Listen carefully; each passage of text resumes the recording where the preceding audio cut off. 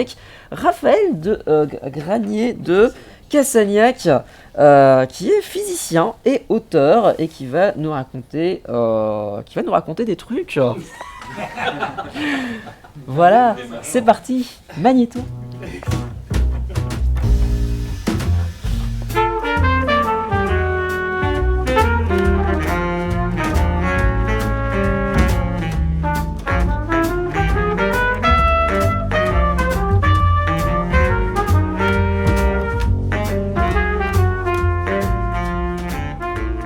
Si j'avais trois mots pour décrire Raphaël Granier de Cassagnac, ça serait chercheur, rêveur, passeur. Raphaël est un chercheur en physique fondamentale, en physique des particules, sur les quarks et les gluons. Aujourd'hui, il a travaillé un temps sur les relations entre la matière et l'antimatière. Pourquoi y a-t-il plus de matière que d'antimatière dans l'univers? Et maintenant, il s'intéresse aux premiers états de l'univers, aux premiers moments de l'univers où il n'était qu'un plasma de quarks et de gluons à des températures extrêmes. Et c'est ce qu'il essaye de reproduire au CERN, au sein de l'expérience CMS. Et il va nous en dire 2-3 mots, j'espère. Raphaël n'est pas seulement un chercheur. Ce n'est pas seulement un chercheur en physique des particules, c'est aussi un auteur de science-fiction qui a écrit 2 livres, notamment deux romans primés qui sont Eternity Incorporated et Thinking Eternity. Donc c'est un romancier de SF et c'est une des raisons pour lesquelles il est avec nous ce soir. Et puis c'est aussi Raphaël, un passeur qui s'intéresse aux jeux vidéo et à la capacité du jeu vidéo de transmettre du savoir scientifique. C'est pourquoi nous sommes heureux de recevoir Raphaël, c'est pour qu'il nous parle de ces 3 choses en même temps. En quoi tes recherches en tant que chercheur de physique des particules peuvent influencer ce monde de la recherche sur l'univers? Le lien, c'est le Big Bang, hein, justement. C'est-à-dire cette idée que quand on remonte le temps à partir d'aujourd'hui, on voit en observant le cosmos, on comprend que tout l'univers était concentré en un seul point, qui était infiniment chaud, infiniment dense. Et donc, nécessairement, ça veut dire que les étoiles, les planètes, les galaxies, nous, rien de ce qu'on connaît aujourd'hui n'existait, à part des particules élémentaires. Donc, dans le scénario du Big Bang, quand on remonte le temps, on arrive sur une succession d'états de la matière qui sont constitués uniquement de particules élémentaires, pas associées. Il n'y a plus de molécules, à un moment, il n'y a plus d'atomes, à un moment, il n'y a même plus de noyaux.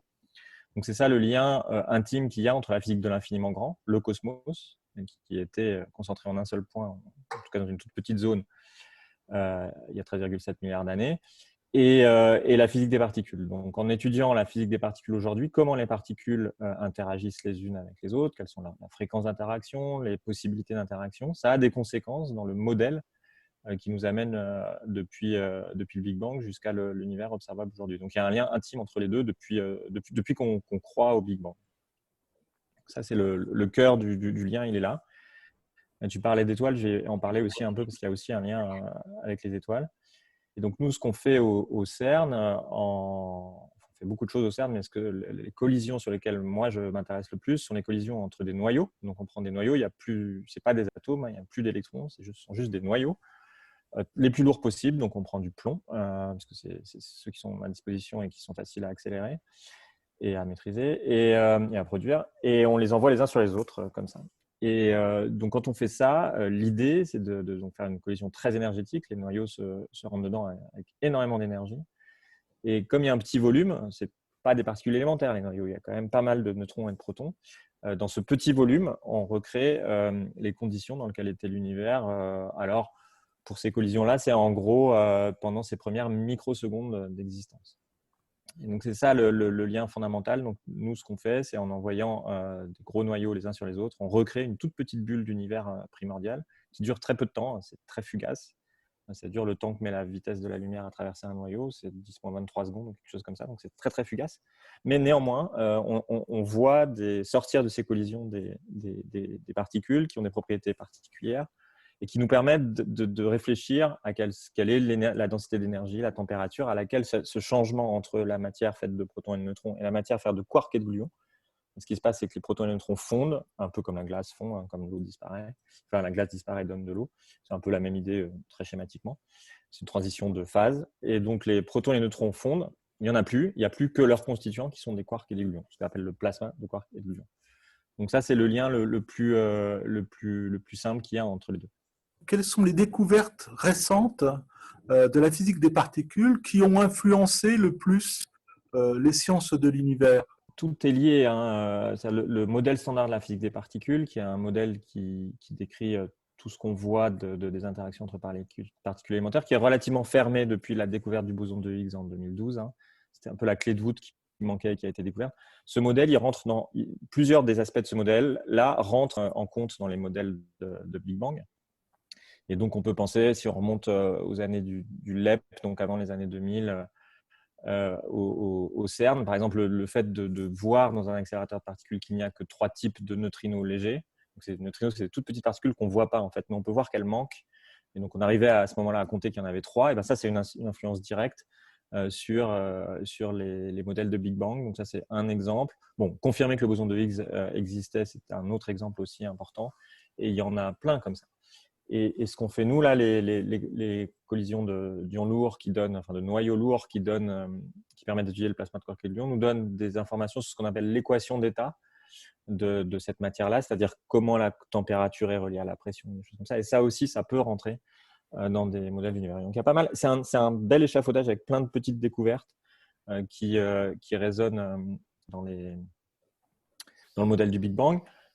Et bon, je ne sais pas, pour te citer peut-être 2 résultats très récents, là, on vient dans le CMS, on vient d'observer pour la première fois, ça a été annoncé la semaine dernière, enfin, oui, ça a été montré dans une conférence virtuelle la semaine dernière, l'observation des quark top, qui sont les particules les plus lourdes de ce fameux modèle standard dont je parlais tout à l'heure, dans les collisions d'ions lourds. Donc, on n'en voit pas beaucoup encore, mais c'est la première fois qu'on les voit. Et ça, c'est encore un nouvel outil, ce qu'on appelle une sonde, qui va nous permettre d'étudier le plasma de quark et de gluons, donc des nouvelles propriétés du plasma de quark et de gluons, et peut-être de continuer à affiner notre compréhension de cette matière qui est en très forte interaction et dans laquelle était l'univers dans son intégralité pendant ces premières microsecondes. Ça, c'est un résultat qui est… Et un autre qui vient de sortir aussi, qui a été publié dans Nature Physics récemment, qui là est assez fascinant aussi sur le lien que tu peux tisser entre, alors cette fois-ci plus l'astrophysique que la cosmologie. La cosmologie, c'est la science de l'univers dans son intégralité. Donc ça, c'est vraiment le Big Bang, tout était ensemble, ça explose. On regarde aujourd'hui ce qui se passe et on réfléchit à ce qu'il y avait à l'origine. L'astrophysique, c'est plus la science des astres eux-mêmes, la physique qui est à l'intérieur des astres. Et donc là, donc ça, c'est un peu un vieux serpent de mer. On se dit que au cœur de certaines étoiles à neutrons très très denses, eh ben, en fait, il n'y a peut-être pas des neutrons. Il y a peut-être justement, si c'est suffisamment dense et chaud, il y a peut-être justement ce plasma de quark et de gluons qui est créé également donc ça ferait 3 endroits. Hein. On le recrée en laboratoire à RIC aux États-Unis et au LHC au CERN. Ça peut être au cœur des étoiles à neutrons, pas facile d'aller voir. Et puis, c'était l'état de l'univers au moment du Big Bang, ce plasma de quark et de gluons. Et donc, ça fait longtemps qu'on a ce doute de est-ce qu'il n'y aurait pas des étoiles dans l'univers à neutrons, donc en fait des étoiles à quarks qui soient suffisamment denses pour avoir en leur cœur un noyau de quarks et de gluons. Et là, donc, il y a des théoriciens qui ont fait des nouvelles simulations justement avec ces équations d'état dont je parlais tout à l'heure et qui semblent montrer que c'est très très probable que les étoiles les plus denses, les plus lourdes, aient effectivement des quarks et des gluons dans leur cœur. Et ce type de recherche va beaucoup avancer dans les années qui viennent, en particulier parce que récemment, on a découvert par exemple les ondes gravitationnelles. Donc, c'est un peu la dernière découverte un peu en astro qui est très importante. Donc, les deux astres qui tournent l'un autour de l'autre et qui finissent par s'effondrer l'un sur l'autre, émettent une très forte onde gravitationnelle. Et on a vu on appelle ça un mergeur, donc le mélange de 2 étoiles à neutrons, justement très fortes. On en a vu plusieurs, donc qui tournent autour, qui font un mergeur. Et donc l'onde gravitationnelle qui nous est envoyée nous donne pas mal d'informations sur les étoiles qui se sont coalescées. sais pas si ça se dit en français. Et donc voilà, donc c'est cet éclairage-là des ondes gravitationnelles, plus, donc assez récent, plus les équations d'état que nous on regarde dans les accélérateurs de particules, ça permet à des théoriciens de fabriquer des modèles d'étoiles avec plein d'autres composantes, hein, il y a beaucoup d'ingrédients qu'il faut faire, qui leur permettent de dire, ah bah oui, sans doute, il doit y avoir dans le cœur de certaines étoiles un plasma de quark lumineux. Donc le lien astro-cosmo, physique des particules, il est quasi permanent en fait. Et à l'inverse, en quoi l'astrophysique ou les sciences de l'univers influent sur la physique des particules? Il y a eu plusieurs phases dans l'histoire de ces deux sciences, mais aujourd'hui, quand on observe l'univers, il y a au moins deux, voire trois, les trois très grands mystères qu'on n'explique pas. Le premier, c'est, enfin, il n'y a pas d'ordre, hein, mais disons la matière noire. Donc la matière noire, c'est le fait, un des premiers indices de matière noire, c'est le fait que quand on regarde une galaxie tourner sur elle-même, elle tourne beaucoup plus vite que ce que la matière visible le permet. Donc il y a beaucoup de masse dans ces galaxies qu'on ne voit pas du tout en fait. Et donc il y a eu beaucoup de recherches qui sont faites là-dessus. Et une des pistes les plus privilégiées, c'est que ce sont des particules en fait, c'est cette matière noire. Donc énormément de particules, relativement légères, ce sont des particules, hein, mais il y en a énormément qui baignent l'ensemble de l'univers et qui peuvent expliquer la matière noire. Ces particules, elles n'existent pas dans le modèle standard. Ce n'est pas les neutrinos, qui auraient été des petits candidats aussi pour ça, mais ils ne sont pas suffisamment nombreux ou suffisamment lourds. Il y a autre chose. Donc le cosmos, la cosmologie, semble nous indiquer qu'il y a d'autres particules qu'on ne connaît pas. Alors que notre modèle standard est assez robuste, compact, qui permet de tout prévoir, il doit y avoir autre chose qu'on n'a pas encore découverte. Donc ça donne à la fois un guide et de l'espoir pour découvrir dans nos collisionneurs des nouvelles particules. Et donc ça, c'est un problème. Deuxième problème, c'est l'énergie noire. Ça va encore plus loin. C'est-à-dire qu'il y a même plus que des particules. Il y a même une espèce de force, hein, enfin une interaction, une énergie vraiment dans l'univers qu'on ne comprend pas du tout. Alors ça, c'est peut-être un petit peu moins lié directement avec la physique des particules, mais un peu quand même. Et la troisième, c'est la symétrie entre la matière et l'antimatière. On voit partout dans l'univers, ne serait-ce que parce que nous, on est là, qu'il y a essentiellement de la matière, enfin ce qu'on a décidé d'appeler la matière parce qu'on en est constitué. Mais dans nos équations de physique des particules, il y a aussi de l'antimatière et c'est relativement symétrique. C'est-à-dire que les deux devraient coexister, devraient exister et puis s'annihiler dans des grandes proportions. Ça a eu lieu à un moment dans l'univers, cette grande annihilation de la matière et de l'antimatière. Il y avait un tout petit excès qui est ce dont on est fait. Mais ce tout petit excès, il n'est pas explicable par les lois de la physique des particules. Donc on pense qu'il y a une source d'asymétrie matière-antimatière dans la physique des particules qu'on n'a pas encore vue. Là où on l'a vu, c'est dans le cosmos, c'est-à-dire que partout où on est allé, il n'y a que de la matière. Donc il y a pas mal de pistes pour essayer de comprendre où est passée cette antimatière, ou alors trouver des nouvelles formes d'asymétrie entre les deux.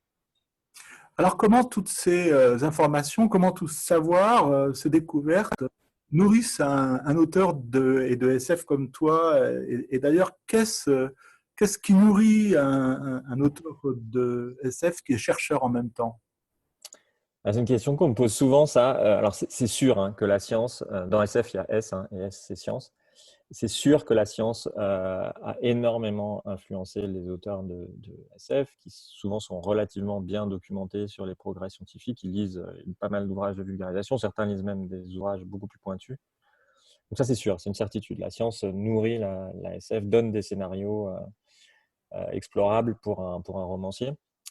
Dans mon cas, dans mes bouquins, je ne parle pas du tout de physique des particules et pour cause. C'est-à-dire que je pense, et j'ai déjà discuté avec d'autres auteurs scientifiques qui pensent la même chose, que c'est très difficile quand on connaît les détails d'une science, donc les limitations de la science, les frontières, de les dépasser de façon intéressante, de façon intéressante pour la narration, en fait.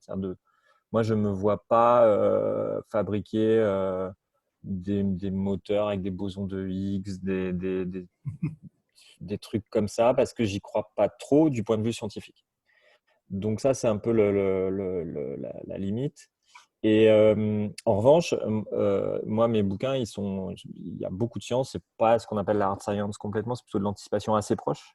Donc plutôt presque plus de la technologie que de la science, mais il y a quand même un peu de science. Et donc moi, j'utilise beaucoup dans mes romans plus de recherche en intelligence artificielle, en informatique, en biologie un peu, avec des histoires de clonage, de cybernétique et de choses comme ça. Donc je puise dans la science, mais pas du tout dans la mienne. Et c'est même banni presque. J'ai un chapitre où je fais une petite allusion pour mais c'est un clin d'œil en fait. Je serais bien en mal, contrairement à des grands romanciers de hard science, de faire des histoires cosmologiques énormes parce que j'ai trop de limitations. Et la première limitation, c'est la vitesse de la lumière. Hein. J'ai eu beaucoup de mal dans ma tête à me dire qu'on peut un jour aller plus vite que la vitesse de la lumière. Et pour faire du space opéra, c'est une grosse limitation. Donc je laisse ça à d'autres auteurs qui le font très bien, mais la science m'inspire. Et plus encore même que les sujets scientifiques, une chose qui, je pense, transparaît beaucoup dans mes bouquins, c'est la sociologie de la science. C'est-à-dire comment on fait de la science, comment on atteint le consensus scientifique, qu'est-ce qu'être un scientifique, quelle est la démarche du scientifique. Ça, je pense que, presque malgré moi, ça transparaît beaucoup dans mes 2 bouquins. Avec ces temps de coronavirus, les gens commencent à comprendre comment la science se fait. Ils l'ont vu se faire sous leurs yeux. J'espère. J'espère que ça. Oui, ce confinement-là où clairement, d'un seul coup, on se met à mettre les scientifiques un peu en avant, d'une façon ou d'une autre. On a beaucoup médiatisé certains scientifiques, et même sous forme un peu conflictuelle. Ça devrait, je pense, avoir une influence, mais laquelle je ne sais pas encore, parce qu'il y a un peu une surmédiatisation de la science qui est un peu dangereuse pour sa rigueur, en fait. Et je pense qu'il est important dans ce genre de situation-là, où le problème, il est scientifique, il est médical, donc c'est les médecins, les biologistes qui ont des choses à dire là-dessus.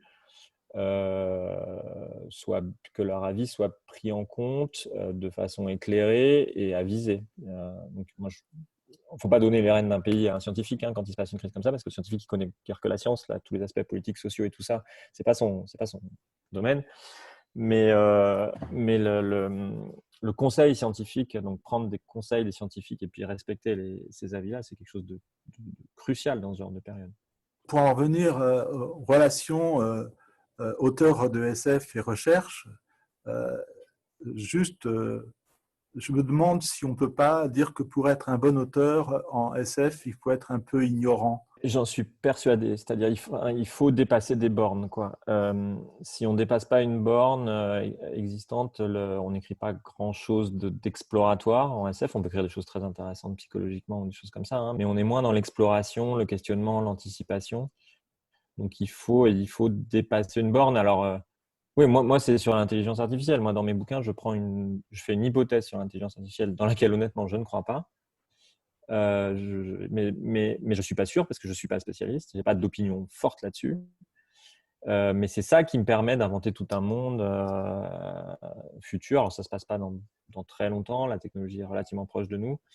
Mais c'est mon ignorance dans l'intelligence artificielle qui fait que oui, je me construis un monde autour de ça. Je suis assez d'accord avec toi. Tu ne crois pas, mais tu l'utilises à travers les jeux vidéo. Décris-nous ce que tu fais, tes actions actuelles autour du jeu vidéo, ce sont lesquelles? Je ne crois pas trop dans la singularité proche, c'est-à-dire le moment où une intelligence artificielle deviendrait supérieure. Il faut faire attention à ce que veut dire supérieure à un être humain. Pour des tâches précises, les intelligences artificielles sont très supérieures à l'être humain depuis très longtemps. La calculatrice est supérieure à l'être humain déjà pour des tâches précises. Donc, c'est vraiment l'intelligence artificielle en tant que capable de vraiment atteindre toute la complexité de ce que c'est faire un humain et puis de le surpasser. Et c'est ça qui est intéressant. C'est si elle le surpasse, qu'est-ce qu'elle va faire de nous, quoi. C'est ça un des gros thèmes centraux de la science-fiction. Mais pour revenir à ta question sur les jeux vidéo, donc j'ai le plaisir de porter une chaire d'enseignement et de recherche sur la science et le jeu vidéo, donc toutes les sciences, y compris les sciences humaines, les sciences dures, l'économie, la biologie, la chimie, la physique, évidemment beaucoup d'informatique. Et le jeu vidéo, pareil, au sens assez large. Donc c'est une chaire de mécénat, c'est la société Ubisoft, qui est bien connue en France, qui nous, sous forme de mécénat, qui nous donne cette chance-là. Ubisoft, c'est un grand producteur de jeux vidéo, c'est bien ça? Oui, tout à fait. Ubisoft, c'est, je crois, parmi les 3 plus grands dans le monde, producteurs, éditeurs, fabricants de jeux vidéo indépendants. C'est-à-dire qu'ils ne fassent pas aussi des films, des Warner ou des choses comme ça. C'est vraiment, dans le premier métier, c'est vraiment le jeu vidéo. Puis après, à partir de ce premier métier, il y a Il y a des choses qui en ont dérivé, mais c'était vraiment le premier métier. Donc, c'est une société qui est née dans les années 80, je crois, et qui est française et qui est assez conséquente, qui fait des jeux comme Assassin's Creed, Just Dance et plein d'autres, hein. Et donc voilà. Et donc ils nous ont donné pour mission en fait de réfléchir au lien entre la science et le jeu vidéo, et essentiellement de 3 façons. Alors la chaire, elle est accueillie à l'école polytechnique où se trouve mon laboratoire. Donc, une des idées, c'est d'enseigner aux polytechniciens et puis au-delà les métiers du jeu vidéo, c'est-à-dire d'attirer des profils comme ça vers le jeu vidéo. Parce que l'industrie du jeu vidéo est une industrie très pluridisciplinaire. Il y a des artistes, il y a la technique très poussée, justement, ce que tu disais sur l'intelligence artificielle, l'informatique graphique, enfin, les réseaux pour certains jeux, il y a des aspects techniques très poussés, des aspects commerciaux très importants. C'est l'industrie du divertissement qui est la plus grosse aujourd'hui, hein, plus que le cinéma, plus que le livre. Donc, il y a beaucoup d'aspects qui se mélangent dans une industrie de jeux vidéo. Donc, je dis artistique, technique, commerciaux, enfin plein. Et c'est une industrie donc, qui marche bien. Donc, pourquoi pas essayer d'intéresser des étudiants des écoles d'ingénieurs françaises ou d'ailleurs vers ces profils-là. Donc, c'est un peu une de nos missions. Donc, on enseigne le jeu vidéo à des polytechniciens depuis 1 an. Là. On les accompagne aussi dans des projets liés au jeu vidéo. Et donc ça, c'est un premier aspect. Un deuxième aspect, c'est de mettre en contact des chercheurs avec des experts de l'industrie vidéoludique. Il y a plein de ponts possibles. On a fait un petit colloque, là, on a rapidement brossé 6 sujets différents, où à chaque fois, on faisait se répondre un chercheur avec un expert. Et il y a plein de choses. Alors, un des points d'entrée, c'est que le jeu vidéo est friand de simulation. Dans les mondes de plus en plus grands, de plus en plus ouverts, donc dans les super productions du jeu vidéo où on peut passer des heures et des heures dans un monde, immergé dans un monde. Et ben, si la météo est réaliste, si la faune est réaliste, si le système économique est réaliste, c'est mieux. Et donc simuler ça en temps réel en plus, parce que les scientifiques ont souvent l'habitude de faire des simulations avec beaucoup d'ordinateurs et en ayant beaucoup de temps, mais dans le jeu vidéo, il faut souvent que ça tourne à 60 images par seconde pour le joueur. Donc cet enjeu-là, de mettre beaucoup de simulations dans le jeu vidéo est un autre enjeu qui est important. Donc nous, on essaye de faire se rencontrer des chercheurs avec des experts de l'industrie. Et le troisième volet, qui est le volet par lequel moi je suis arrivé dans cette activité-là, c'est la vulgarisation scientifique. Donc moi, il y a plein de choses qui sont faites en vulgarisation scientifique avec plein de médias différents, et je pense que le jeu vidéo est sous-utilisé à cette fin-là. Enfin, il est souvent utilisé de façon très très sérieuse. Donc il y a plein de serious games qui existent, qui ont une portée relative. Moi, je crois beaucoup dans mettre dans les mains du très grand nombre, de beaucoup de gens, des jeux dans lesquels il y ait de la science. Alors, elle sera un peu cachée pour que le jeu soit jouable, intéressant, je dirais même sexy, pour que les joueurs soient vraiment jouent à ces jeux-là comme ils jouent à d'autres jeux, même pourquoi pas un Candy Crush avec des particules. Pour familiariser le très grand public à des notions ou même à un vocabulaire scientifique. Donc là, par exemple, pendant le confinement, on s'est amusé à tweeter un jeu par jour qui nous paraissait des jeux intelligents. Alors, ils ne sont pas tous forcément très intelligents, mais il y en a. Il y a par exemple un jeu qui a fait un peu de bruit qui est sorti bien avant le coronavirus, évidemment, dans lequel tu joues un virus qui essaye d'éteindre l'espèce humaine. Donc voilà, jouer à ce jeu-là, c'est tout de suite prendre la conscience de l'exponentiel qu'on a vu dans les médias à propos de l'épidémie du coronavirus. Tu la vis, c'est-à-dire que ton virus au début fait 1 mort, 2 morts. Et puis au bout d'un moment, tu vois le truc exploser. Ce n'est qu'un exemple, mais il y en a plein d'autres. Donc voilà un peu les trois volets des activités qu'on a. Je voudrais revenir au second volet où tu dis finalement on a besoin d'experts dans le jeu vidéo, et pour reboucler avec cette nuit entière qui est consacrée au Big Bang et qui va jusqu'au Big Bang, est-ce que des experts en astrophysique, en chimie des atmosphères, en sismique, en sismique des étoiles, est-ce que ces gens-là viennent voir ou sont sollicités par les éditeurs de jeux vidéo quand ils créent des mondes? Oui et non. On peut un des exemples un petit peu, je veux dire tarte à la crème, c'est dans les jeux historiques. Souvent, il y a des historiens qui sont embarqués dans les jeux. Alors chez Ubisoft, c'est des Assassin's Creed ou des choses comme ça, mais dans d'autres, j'ai croisé des historiens sur des plateaux de création de jeux vidéo à plusieurs reprises. Donc ça, c'est clair. Et donc, oui, bon, par exemple, tu citais la météo, oui, parce que la météo, on a envie que dans un jeu, les nuages qu'on voit passer au-dessus de nous soient relativement réalistes. Et alors, soit on fait appel à des artistes qui inventent un modèle 4D, hein, parce qu'il faut que ça avance peut-être 2D si tu vois que d'en dessous, mais même si tu traverses les nuages, ça devient des modèles en 4D. La quatrième dimension étant le temps, hein, ton nuage il passe au-dessus de toi. Mais est-ce que la meilleure façon, c'est de faire appel à un artiste qui dessine des nuages, donc il doit les dessiner en incorporant la dimension temporelle, c'est des artistes numériques, hein. Ou alors, est-ce que ça vaut pas mieux le coup de demander à quelqu'un qui connaît bien la physique des nuages de fournir un petit modèle qui permettrait de générer des tas de nuages différents.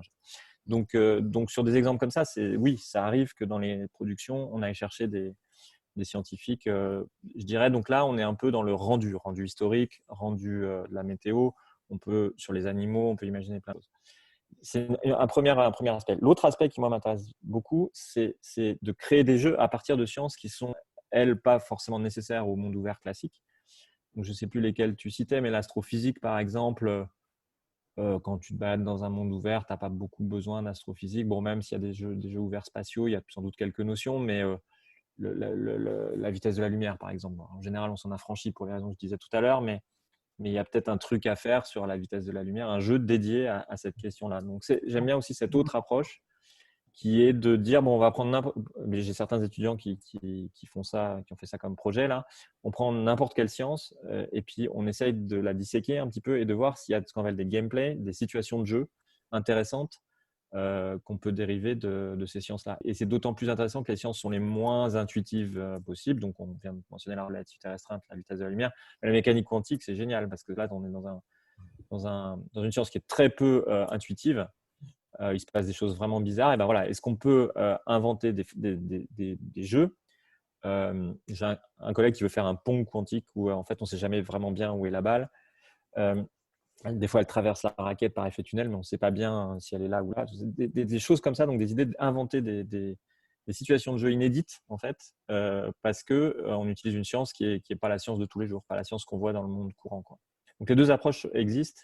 Peut-être la deuxième moins. Ils sont toutes les deux, pour moi, super intéressantes.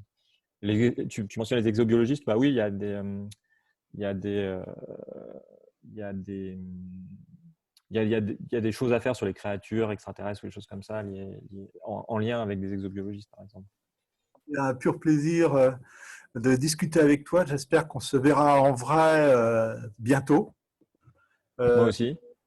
Merci de nous avoir accordé du temps, de ton temps de chercheur et de créateur. Merci encore, Raphaël. Merci à toi.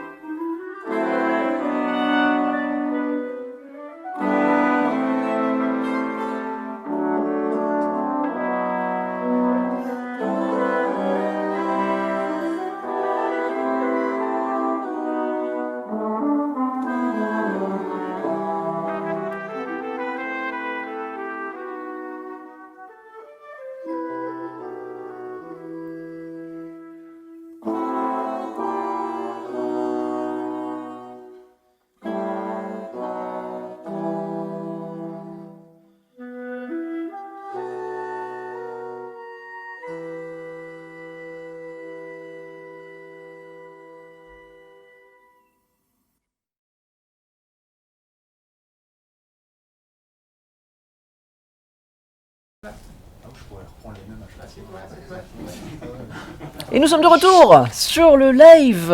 Il est 6h26 du matin et nous sommes toujours là. Un peu plus lent, avec un peu plus de café, mais on est toujours là. C'est le matin, le jour se lève et tout. Il y a de plus en plus de plaids qui pop comme ça au fil du matin. Donc merci d'avoir suivi cette intervention de Raphaël Granier de Cassagnac. Je vais y arriver, c'est pas facile à prononcer. Alice.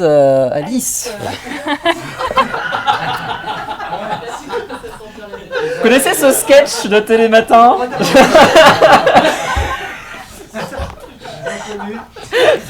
bien, ça tombe bien parce que j'ai une question pour toi. Ah, Enfin, le chat a une question pour toi. Bien, je suis C'est réveillé. une question de Olivier Arbona. Est-ce que la science nous permettra de savoir enfin ce que Tata Yo-Yo cache sous son grand chapeau? Je pense que c'est la question parfaite pour cette heure. La réponse est probablement oui, quand même. Et donc, sinon, question un peu plus sérieuse, il y a Dorian de l'Amour qui demande si les musiques de jazz qu'on écoute seront disponibles quelque part parce qu'il les trouve absolument géniales. Ah, alors selon Michel, voilà. qui est hors écran mais qui est toujours là et qui illumine de sa présence, oui, on peut pointer Michel.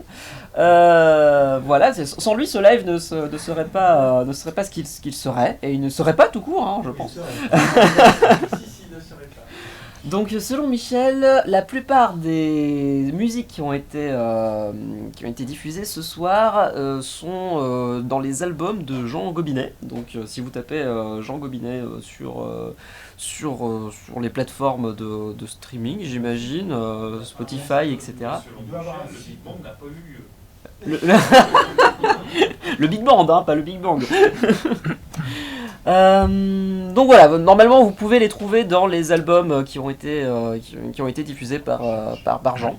Peut-être pas tous, hein, certains sont des créations vraiment originales pour cette soirée. Donc voilà, n'hésitez pas à aller consulter son travail. C'est un artiste assez prolifique, hein, selon Hervé, il a fait pas mal de trucs, notamment la bande originale de The Artist. Il a arrangé, voilà, c'est ça. Donc il a arrangé Oggy et les cafards. Et le générique de Oggy et les cafards, c'est ça? Pas le générique. En fait, Oggy et les cafards existait déjà avant. Et la personne qui le faisait, qui était Hugues Lebar, était mort. Donc je pense que Jean a dû reprendre. D'accord. Donc personnellement, je le connais plus pour Oggy et les cafards que pour The Artist. Mais voilà. Mais c'est très bien, un Oggy et grand les artiste cafards. dans tous les cas. Ok. Est-ce qu'on a d'autres questions? On n'a pas de questions, mais on a des félicitations aux dessinateurs. Les gens sont impressionnés par le nombre de dessins que vous avez fait ce soir, Oui, cette nuit, ce matin. Voilà. Est-ce qu'on a oui, bravo. Voilà. Est-ce qu'on a une estimation du nombre de dessins qui ont été faits depuis le début de la soirée? Une cinquantaine, hein? Juste à vous deux, hein? Ok. 12 heures de dessin, presque sans s'arrêter. Enfin, franchement, bravo. Magnifique. Alors, est-ce qu'il y en a eu des dessins présentement? Oui, c'est un dessin de fin de soirée. Hein. C'est un peu fatigué. Mais en fait, puisque c'est un auteur de science-fiction qui était interviewé tout à l'heure, donc j'ai voulu rendre hommage à la science-fiction. On voit un kidam qui arrive au rayon science-fiction d'une librairie, qui ouvre un bouquin, et il y a des étoiles qui tombent. Et j'ai mis une petite référence sur le dos la tranche du livre. C'est un bouquin de Philippe Cadic. Parce que moi j'ai toujours adoré la science-fiction, donc c'est un petit hommage que je rendais à la science-fiction. Merci Pac-Man. Guillaume. Et j'ai repris en fait un proverbe chinois, et que vous allez peut-être reconnaître, que j'ai un petit peu remanié, qui dit « Quand le physicien désigne la lune, l'auteur de SF regarde la plume ». Mais Raphaël rajoute « Ça marche pas qu'avec le Piaf ». Ça fait réfléchir. Merci Guillaume, merci Pac-Man.